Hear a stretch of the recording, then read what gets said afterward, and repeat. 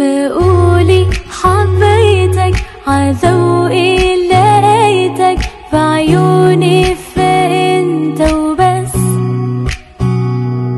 ليالي ليالي عم بسحر ليالي واشتاقلك من دون ما احس.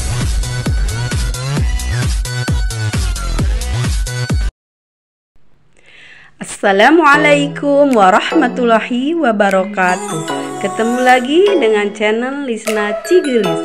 Kali ini channel Lisna Cigelis akan mempersembahkan kajian remaja dengan tema Al-Quds, Palestina, dan umat Islam.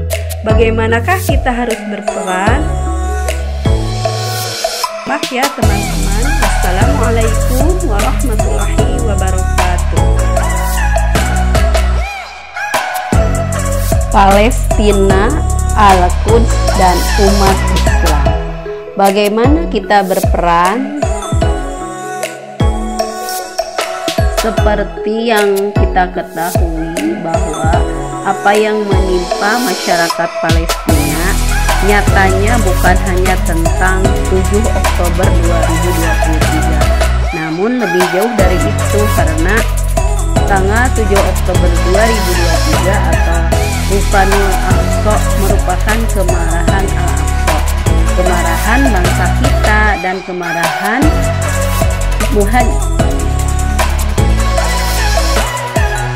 mujahidin kita yang soleh sedang meledak Muhammad Deif, Panglima tertinggi Brigade Izzuddin Al-Qassam. Karena di tahun 2023 ini terbunuhnya anak dan para wanita sebanyak 94.925. Tidak sampai situ, pada tanggal Rabu kemarin 25 September 2024 bulan kemarin, jumlah syuhada Ghazah yang syuhada itu sebanyak 41.495 menurut Kemenkes Gaza. Kita bisa melakukan sesuatu untuk meredakan hal ini sebagai kaum muslimin, yaitu dengan meneruskan boikot. Jangan biarkan uang kita mengalir untuk senjata atau lapangan kerja bagi pemukiman ilegal. Sebarkan keutamaan Al-Aqsa dan satukan umat Islam menuju agenda utama pembebasan Al-Aqsa. Kisah ini berawal dari perkumpulan Yahudi di Basel, Swiss tahun 1897 Masehi yang dipelopori seorang tokoh pemimpin Yahudi yang bernama Theodore Herzl. Mohon maaf ya apabila pengucapannya salah.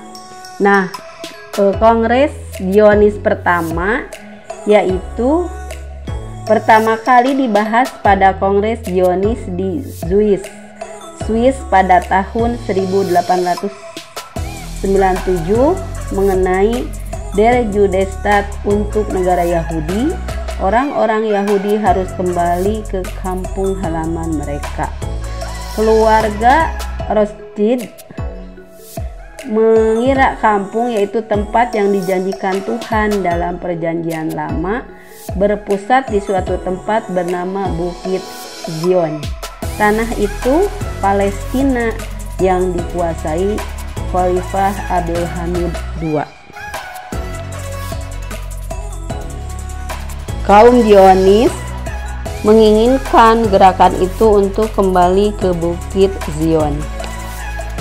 Kemudian yang kedua, gerilya Herzl, di mana mereka mengadakan yang pertama menandatangi pemodal atau pembisnis kaya di kalangan Yahudi.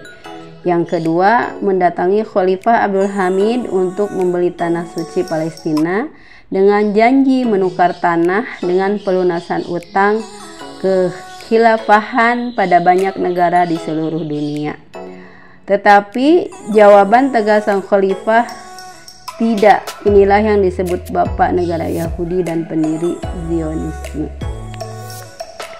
Kemudian Perang Dunia ke-1, akibat kekalahan khilafah Turki Utsmani dalam Perang Dunia I, wilayah Palestina dirampas Inggris dan terbitlah deklarasi Balfour. Deklarasi Balfour yaitu seluruh Yahudi di seluruh dunia dapat menempati tanah suci Al-Quds. Wilayah Palestina resmi diberikan kepada Zionisme dan orang Yahudi secara sah memiliki tanah untuk mendirikan negaranya di atas tanah kaum muslim. Mohon maaf ya teman-teman, ini ada suara burung yang menemani kajian kita. Al-Aqsa merupakan kiblat pertama dari total 23 tahun masa kenabian. Selama 14,5 tahun Rasulullah sholat menghadapi ke Baitul Maqdis. Rasulullah lebih lama sholat menghadapi ke Baitul Maqdis. Salah satu dari tiga. Kemudian yang kedua adalah salah satu dari tiga masjid suci. Karena di dalam hadis mengatakan, janganlah kalian bersusah payah melakukan perjalanan jauh kecuali ketiga masjid, yaitu Masjidku, Masjid Nabawi di Madinah, Masjid Haram di Mekah, dan Masjid Al-Aqsa di Baitul Maqdis. Hadis riwayat Muslim. Rasulullah sangat terkoneksi dengan ketiga masjid itu. Dan yang ketiga, hampir semua nabi yang mengalami perjalanan ke langit atau wahyu yang Allah turunkan dari langit ke bumi, portalnya adalah Masjid Al-Aqsa. Seperti Rasulullah diberangkatkan dari Masjidil Haram ke Masjidil Al-Aqsa. Masjid Al-Aqsa menjadi suatu simbol agar manusia memusatkan perhatiannya ke Masjid Al-Aqsa meskipun kiblat kita di Ka'bah. Dalam hadis lain mengatakan, wilayah Syam dan penduduknya menjadi tolak ukur bagi kondisi umat Islam di dunia.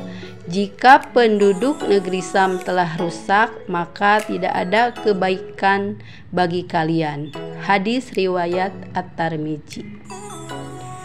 Baitul Maqdis penting bagi kita gitu ya. Lalu apa yang harus kita lakukan?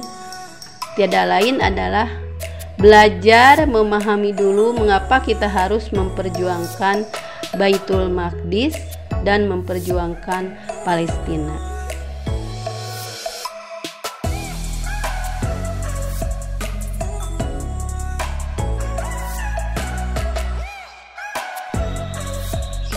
Dua negara yang sepenuhnya berdaulat akan hidup berdampingan dan bersepakat tentang cara menyelesaikan masalah pengungsi Palestina serta memutuskan bersama Yerusalem semacam apa yang terwujud.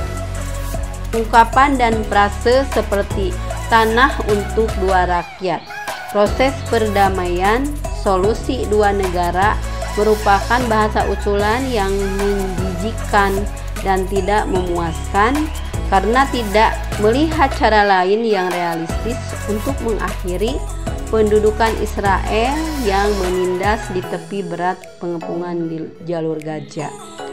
Keinginan untuk mengubah Palestina yang beretnis campuran menjadi ruang beretnis murni tetap menjadi dorongan inti konflik 1882.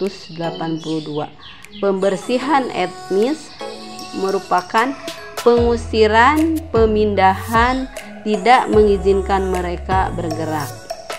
Pembersihan etnis tidak akan berakhir begitu saja. Ia rampung ketika misi telah selesai atau dihentikan oleh kekuatan yang lebih kuat. Dan kekuatan yang lebih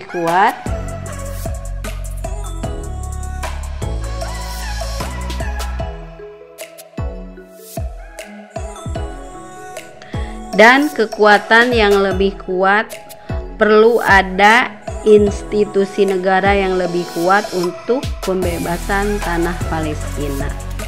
Kemudian setelah diangkat menjadi nabi,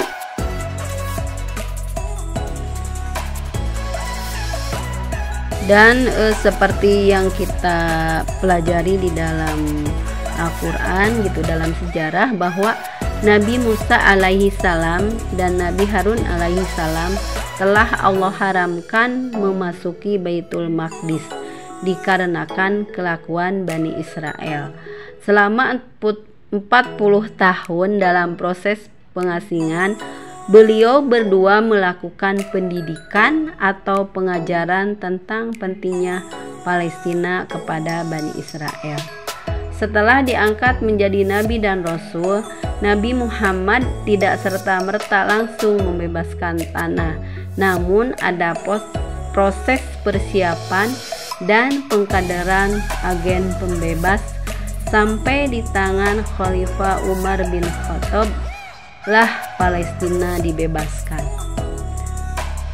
Mewariskan rasa keinginan pembebasan Baitul Maqdis lintas generasi seperti Nuruddin Zanki sampai generasi Salahuddin Al-Ayyubi. Dan yang harus kita pahami untuk saat ini, kita harus tahu tujuan hidup kita itu untuk apa. Bahwa tujuan hidup itu menjadikan pembebasan Al-Aqsa sebagai tujuan dari generasi ini adalah tahun dimulainya pembebasan Al-Aqsa. Generasi kita menjadi generasi yang punya tugas bukan tujuan tanpa arah, amal risalah. Kemudian layakkan diri kita. Peran Syekh Ahmad Yasin saat mengumpulkan seluruh pengurus Hamas saat ia merasa ajal sudah mendekat, hafal 30 juz. Masya Allah. Sholat malam, setiap malam tak pernah bolong.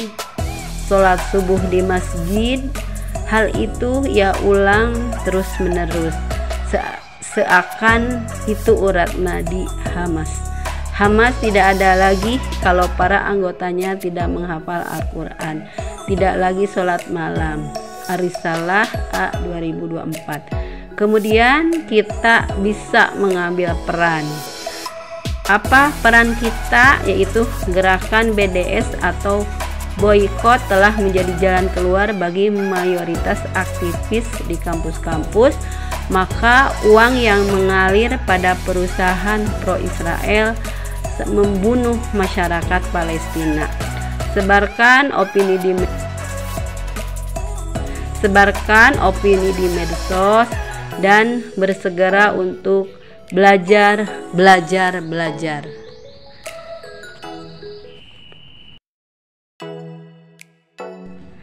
Begitu ya teman-teman, awal sejarah bagaimana Israel sampai bisa di Palestina. Mudah-mudahan bermanfaat. Wallahu a'lam bishawab.